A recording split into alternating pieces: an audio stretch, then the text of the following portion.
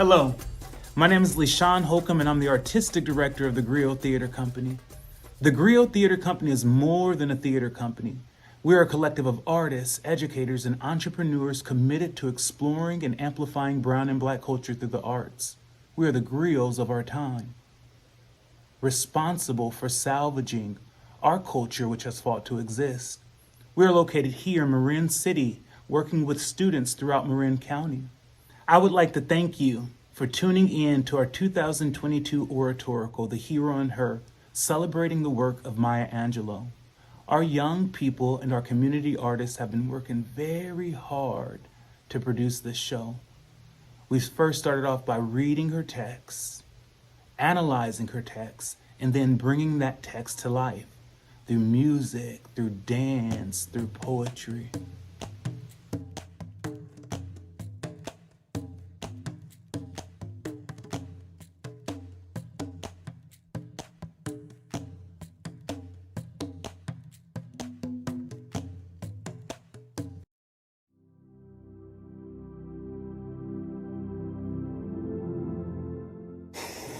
You may ride me down in history, where the winds of disappointment dash my dream house to the ground, and anger octopus-like wraps its tentacles around my soul. I just stop myself.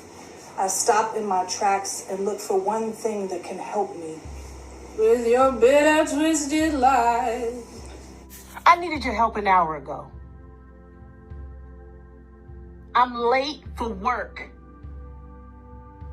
I find in my memory one child's face, any child's face, looking at a desired toy with sweet surprise, a child's face with hopeful expectations. The second I realize I am gazing at a face sweet with youth and innocence, I am drawn away from gloom and despair and into the pleasure climate of hope. But still like dust I ride. The emotional sway of events and the impermanence of construction echo the ways of dying love. I have found that the platonic affection in friendships and the familial love for children can be relied upon with certainty to lift the bruised soul and repair the wounded spirit, and I am finished with erotic romance. I'm late for work. Your mama can't watch them? She's at church until 8. I told you yesterday. I needed your help. Just for 2 hours. I'm here. Calm down. We talked about this yesterday. Be cool, be We chill. talked about this. Alright. Until. Alright. Until. Alright. Until. You may write me down in history with your bitter, twisted lies. You may try me in the very dirt, but still at dust I'll rise. I'll rise, I'll rise, I'll rise. You may write me down in history with your bitter, twisted lies. You may try me in the very dirt, but still at dust I'll rise. I'll rise, I'll rise, I'll rise. You may write me down in history with your bitter, twisted lies. You may try me in the very dirt, but still at dust I'll rise. I'll rise, I'll rise, I'll rise.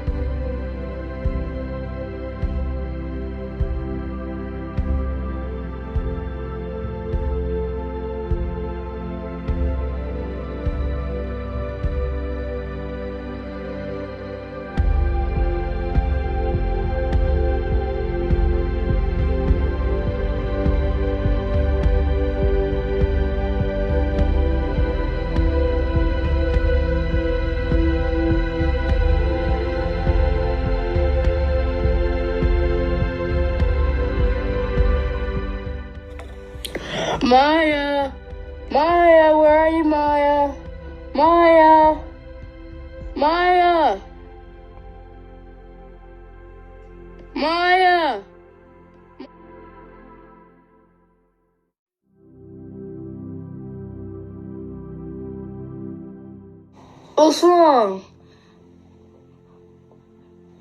Tell me. I won't tell anybody. Tell me. What's wrong? Tell me. I won't tell anybody.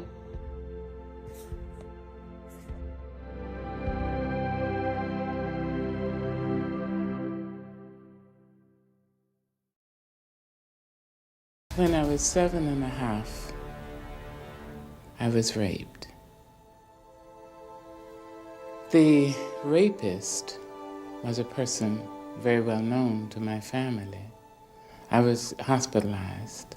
He had told me if I ever told, he would kill my brother, who was the only person I loved. My brother came to me, he was just about 9, and he asked me who did it. And I told him, if I tell, the man will kill you. He said, he can't kill me. I will not let him kill me. So I believed him, so I told him. And of course he told my mommy. The man was put in jail for 1 day and night and released. And 2 huge white policemen came into my mother's house. And they said, the man has been found dead, and it seems he was kicked to death. I thought my voice had killed him. That was my 7-year-old logic. So I stopped talking. Rape on the body of a young person introduces cynicism. And there is nothing quite so tragic as a young cynic, because it means the person has gone from knowing nothing to believing nothing. My mother's family and my mother did their best to woo me away from my mutism, but they didn't know what I knew. My voice could kill. And after a while, I think they just really got tired of the presence of this mad and sullen and silent child. So they sent me back to my grandma.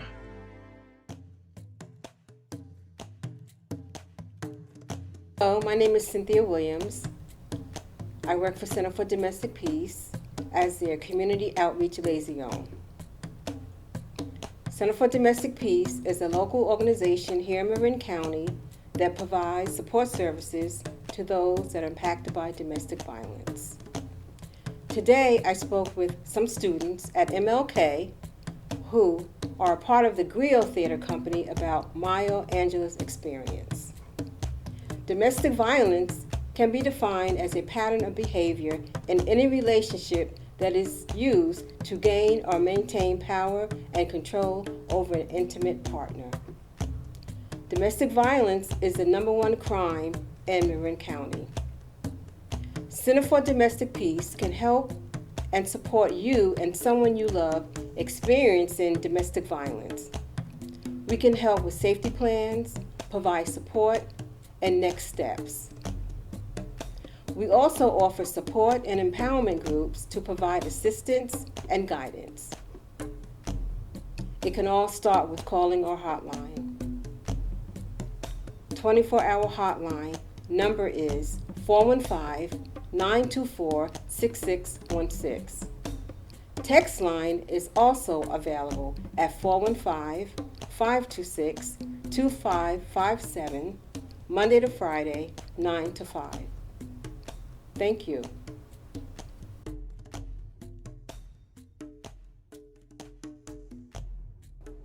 She came home running. Back into the mothering blackness, deep into the smothering blackness. White tears, icicle gold plains of her face.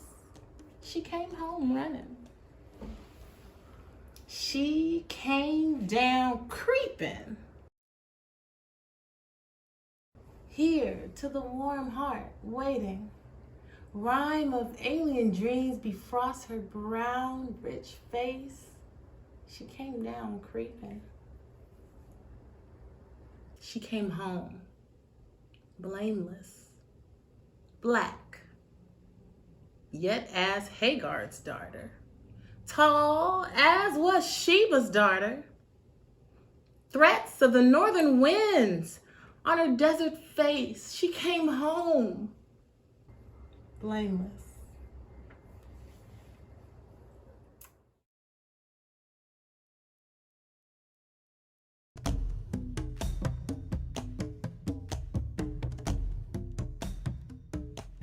The people in the town, they said that I was crazy, that I was retarded. Poor thing. She's mental, you know. And my grandmother would braid my hair, and she'd say, "Sister, I know they think you're crazy, that you'll never talk. But when you get ready, you're going to talk, sister. Mama knows. You're going to be a teacher. Sister, you're going to teach all over this world." I used to sit there and think, this poor ignorant woman, doesn't she know I will never speak? She gave me a little tablet, and I kept that on my waistband. So if anybody asked me, you know, what I thought, I would write it.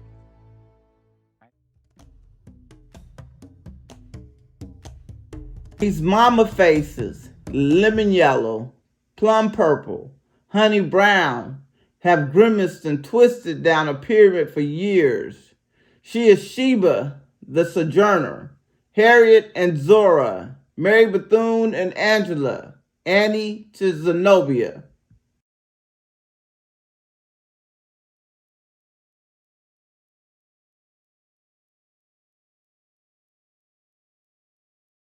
She stands before the abortion clinic, confounded by the lack of choices, in the welfare line, reduced to the pity of handouts, ordained in a pulpit, shielded by the mysteries in the operating room, husbanding life in the choir lofts, holding God in her throat, only lonely street corners, hawking her body, in the classroom, loving the children to understanding. Centered on the world stage, she sings to her loves and her beloveds, to her foes and detractors. However I am perceived and deceived, however my ignorance and conceits, lay aside your fears that I will be undone, for I shall not be moved.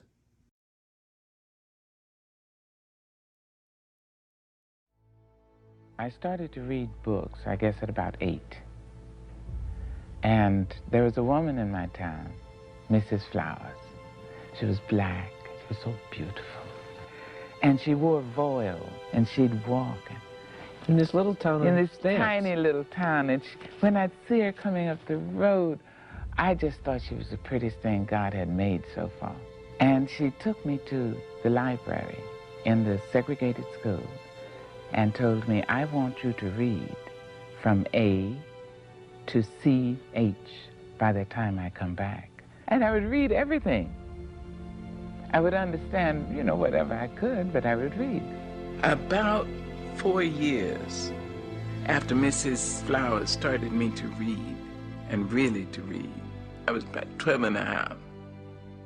Mrs. Flowers invited me to her house, and she used to make tea cookies and lemonade.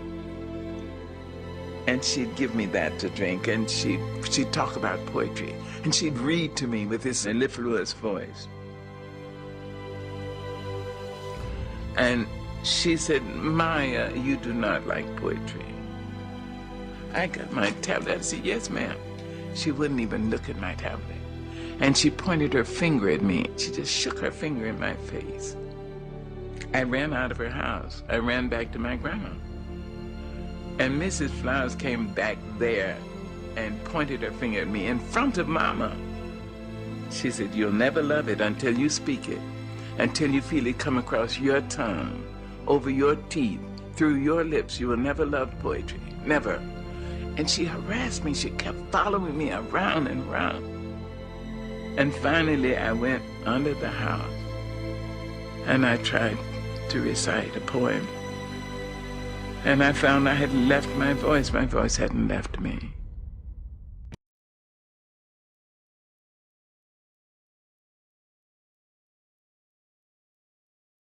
For nearly a year, I slipped around the house, the store, the school, the church, like an old biscuit, dried and unedible. Then I met, or rather got to know, the lady who threw my first lifeline. Mrs. Bertha Flowers was the aristocrat of black stamps. She was our side's answer to the richest white woman in town. Her skin was rich black that would have peeled like a plum if snagged, but then no one would have thought of getting close enough to Mrs. Flowers to ruffle her dress, let alone snag her skin. She was one of the few gentle women I have ever known, and has remained throughout my life the measure of what a human being can be.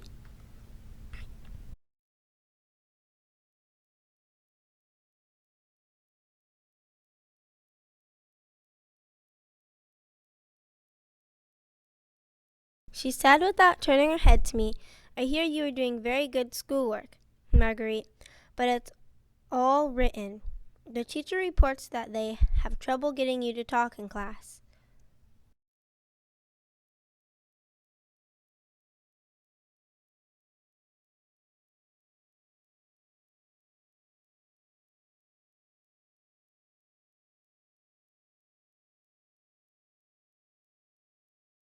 She said without turning her head to me, "I hear you are doing very good schoolwork, Marguerite. Come and walk along with me, Marguerite." I couldn't have refused even if I wanted to. She pronounced my name so nicely, or more correctly.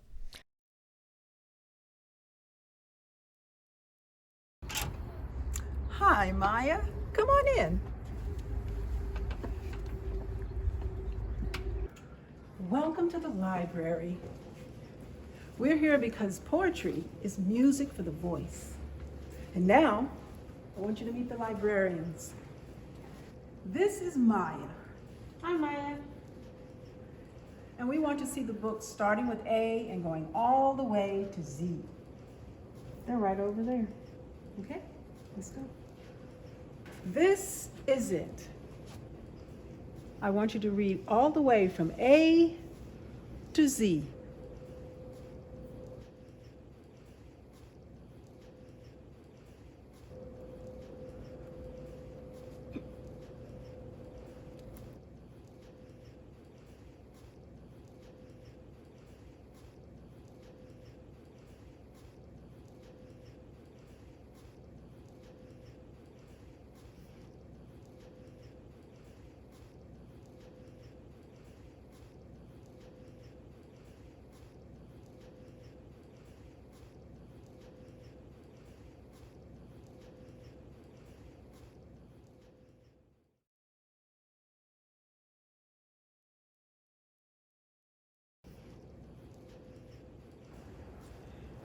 Give me your hand.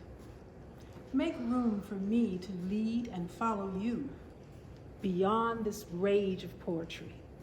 Let others have the privacy of touching words and love of loss of love.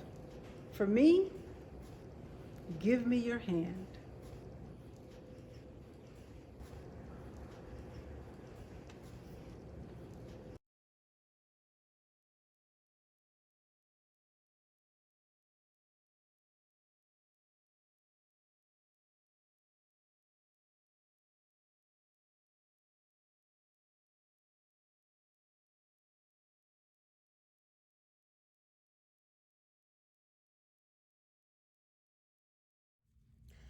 Shadows on the wall, noises on the hall. Life doesn't frighten me at all. Bad dogs barking loud. Big ghosts in a cloud. Life doesn't frighten me at all. Mean old mother goose. Lions on a loose. They don't frighten me at all. Dragons breathing flame on my counterpane. That doesn't frighten me at all.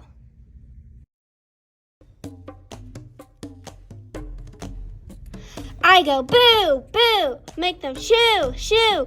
I make fun, fun, way they run, run. I won't cry, cry, so they fly, fly. I just smile, smile, they go wild, wild.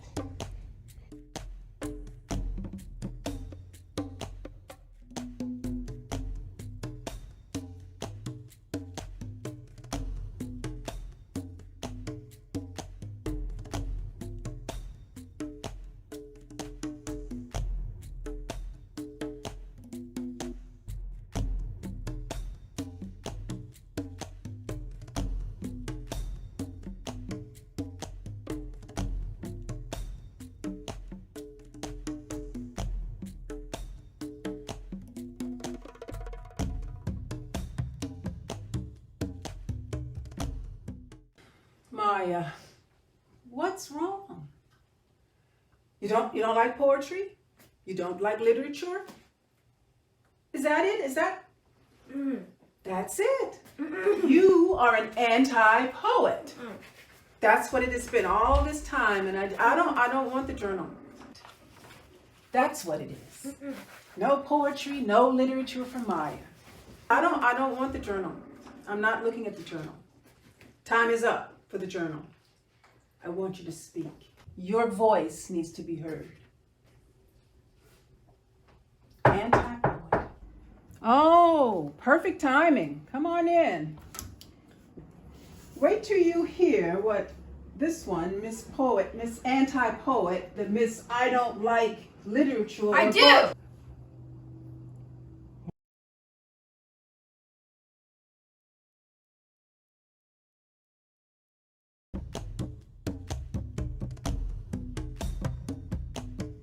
Hi, I'm Ashley. And I'm Kenya. And we're 8th grade students at Bayside MLK. We are incredibly excited to be running this year's social media accounts for Griot Theater Company. You can follow us on Twitter, Facebook, TikTok, and Instagram. We hope to see you soon. Thank you.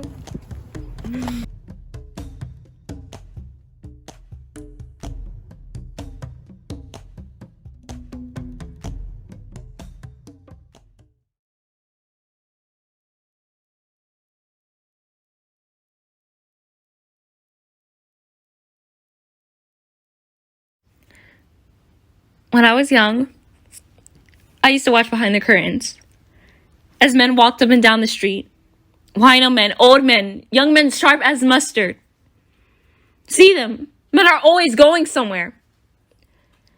They knew I was there, 15 years old and starving for them. Under my window, they would pauses, their shoulders high like the breasts of a young girl. Jagged tails slapping over those behinds. Men. One day, they will hold you in the palms of your hands, gentle, as if you were the last raw egg in the world. Then they tighten up, just a little. The first squeeze is nice. A quick hug, soft into your defenselessness. A little more. The hurt begins. Retch out a smile that slides out around the fear. When the air disappears, your mind pops, exploding fiercely, briefly, like the head of a kitchen match, shattered. It is your juice that runs down their legs, staining their shoes. When the earth rights itself, and the taste tries to return to your tongue, your body has slammed shut, forever.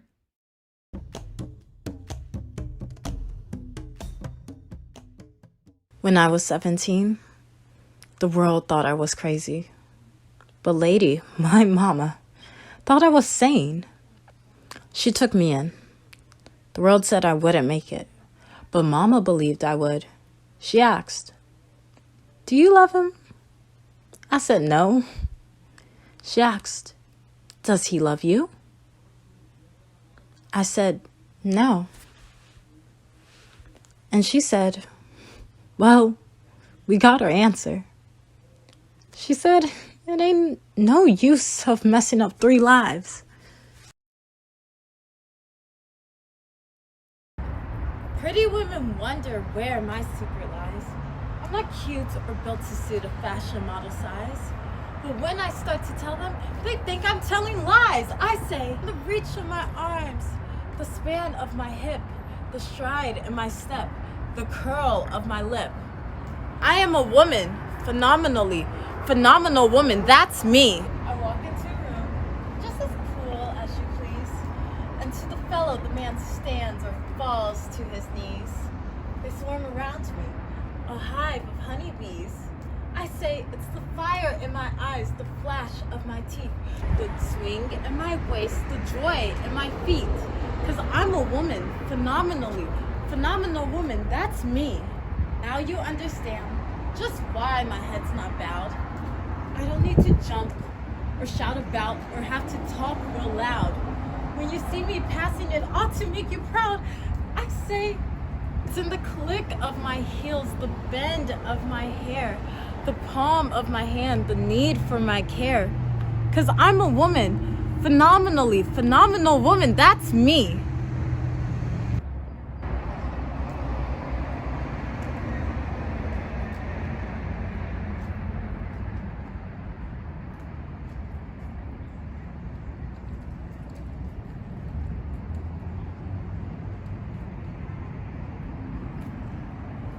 When Guy was only 2 months old, you moved out of the house. And I love the story about where your mother said to you as you were leaving. Yes. She says, all right, you go, but remember this. When you cross my doorstep, you have already been raised. Yes. With what you've learned from your grandmother in Arkansas and what you've learned from me. You know the difference between right and wrong. Do right and don't let anybody raise you from the way you've been raised. Know you'll always have to make adjustments in love relationships, in friends, in society, in work. But don't let anybody change your mind. And then remember this, you can always come home. She did. Ah. She did. And whenever I'd go home, the world would throw me flat on my face with this little baby I'm trying to raise and work and sing songs and dance. And I would go home to Vivian Baxter. She would act as if the best thing that has ever happened. She'd call her friends. Girl, you can't believe it. The baby is home. I'm going to cook this for her. She loves Spanish rice. I'm going to cook that for her. Listen, don't try to come over. I'm going to have her to myself for at least 3 or 4 hours. Then you can come over. She never, ever made me feel that I'd done the wrong thing. I know, and even at 16 when you became pregnant, she did not shame you. She said, we're going to have this beautiful baby. That's right. She asked me, she said, do you know who the father is? I said, yes. I only had sex with him one time, and he's the only one. She said, all right. Do you love him? I said, no. She said, asked me, does he love you? I said, no. She said, we're not going to ruin 3 lives.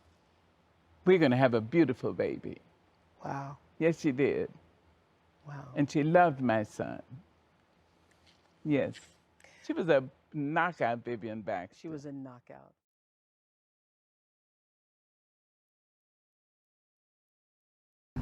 Hello, I'm Samil Austin. I'm a senior at Tamalpais High School, and I am a Griot ambassador. I've been an ambassador the past 2 years, and I've been really thankful to be given this opportunity to work with the Griot company. Good Stuff Partners have given me the opportunity to explore new things such as working on our website. The company also has given me the chance to work with middle school kids and explore my passion of theater.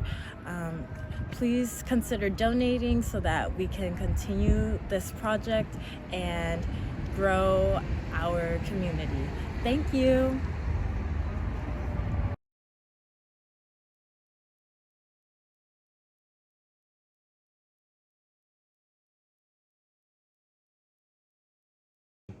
You may write me down in history with your bitter, twisted lies. You may trap me in the very dirt, but still like dust I'll rise. I'll rise, I'll rise, I'll rise.